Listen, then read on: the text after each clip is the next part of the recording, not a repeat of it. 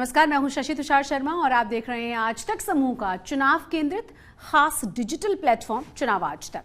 यहां मिलेंगी आपको देश के हर चुनाव की हर जरूरी और अलग खबर। आज हम बात करेंगे पूर्वोत्तर में बीजेपी के बढ़ते जनाधार के बारे में।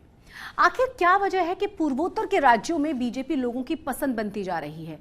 महज 5 साल के भीतर नॉर्थ ईस्ट पर भगवा रंग कैसे चढ़ गया है? कौन सी रणनीति से नॉर्थ ईस्ट में बीजेपी के लिए सत्ता के द्वार खुल गए हैं? वहां भगवा ब्रिगेड को कौन सा तुरुप का इक्का मिल गया है? ऐसे तमाम सवाल हैं जिनके जवाब हम जानने की कोशिश करेंगे, हमें जानने चाहिए। 2023 में देश के 9 राज्यों में होने वाले चुनावों का शंखनाद पूर्वोत्तर के 3 राज्यों से होने जा रहा है। त्रिपुरा, मेघालय और नागालैंड में चुनावी कार्यक्रम की घोषणा कर दी गई है। इसके साथ ही यहां सियासी समीकरण बनाने में पार्टियां जुट चुकी हैं। खासतौर पर बीजेपी की पूर्वोत्तर पर विशेष नजर है।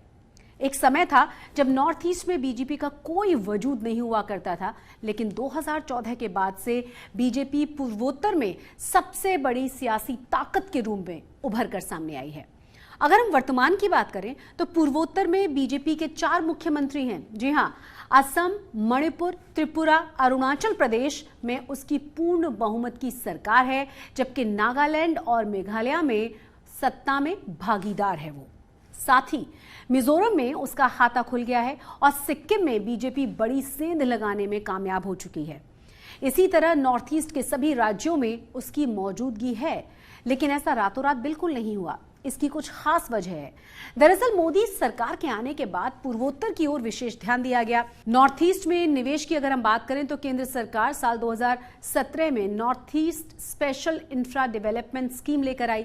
इसके तहत साल 2017-18 से 2019-20 के बीच 1600 करोड़ रुपए का बजट तय किया गया और इसका बड़ा हिस्सा असम को मिला, जो कि करीब 27.78% था। नॉर्थ ईस्ट के राज्य भारत के दक्षिण एशियाई देशों के साथ रिश्तों को मजबूत करने में सबसे महत्वपूर्ण किरदार निभाते हैं। इसीलिए यहां हवाई मार्ग, रोड, रेल मार्ग, जल मार्ग और सूचना के माध्यमों को बेहतर करने पर जोर दिया गया, जिससे यहां बीजेपी की जीतने की संभावनाएं बन गईं। पूर्वोत्तर में बीजेपी को मजबूत बनाने में नॉर्थ ईस्ट डेमोक्रेटिक अलायंस की भी बड़ी भूमिका रही। इसका गठन हुआ था साल 2016 में। इस गठबंधन में बीजेपी उत्तर पूर्व के कई क्षेत्रीय दलों को अपने साथ लाने में कामयाब रही। इसके साथ कई ऐसे दल भी जुड़े जो वैचारिक तौर पर बीजेपी से मेल नहीं खाते थे, फिर भी वो बीजेपी के साथ कदमताल करने को तैयार हो गए। इस गठबंधन का उद्देश्य सभी गैर कांग्रेसी दलों को साथ लाना और राज्यों के हितों के हिसाब से नीति निर्धारण करना है। असम के सीएम हेमंत बिस्वा शर्मा इसके संयोजक हैं। इसकी अगुवाई में नॉर्थ ईस्ट में बीजेपी एक के बाद एक किला फतेह करती गई। हेमंत उत्तर पूर्वी राज्यों में कांग्रेस की ताकत से खूब वाकिफ हैं। उन्हें कांग्रेस की कमजोर नब्ज भी बहुत अच्छे से पता है। हेमंत की बदौलत ही सीपीआई और टीएमसी नेताओं ने बीजेपी में जाना शुरू कर दिया और इसका असर भी दिखाई दे रहा है। साल 2014 के लोकसभा चुनावों के बाद देश की राजनीति में चौंकाने वाले परिवर्तन देखने को मिले। एक समय जब नॉर्थ ईस्ट कांग्रेस का गढ़ हुआ करता था, लेकिन आज उसका यहां पूरी तरह से सफाया हो चुका है।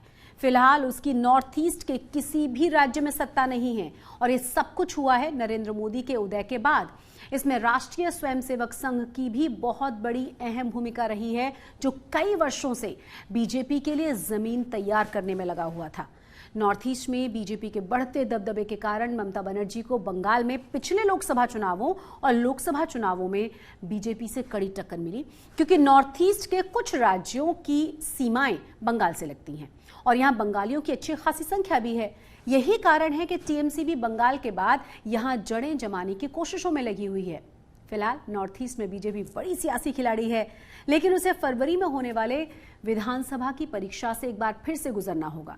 विशेष रूप से उस पर त्रिपुरा में सत्ता को बरकरार रखने की बड़ी चुनौती है। इसी के साथ आज के लिए बस इतना ही। आप देखते रहिए चुनाव आज तक।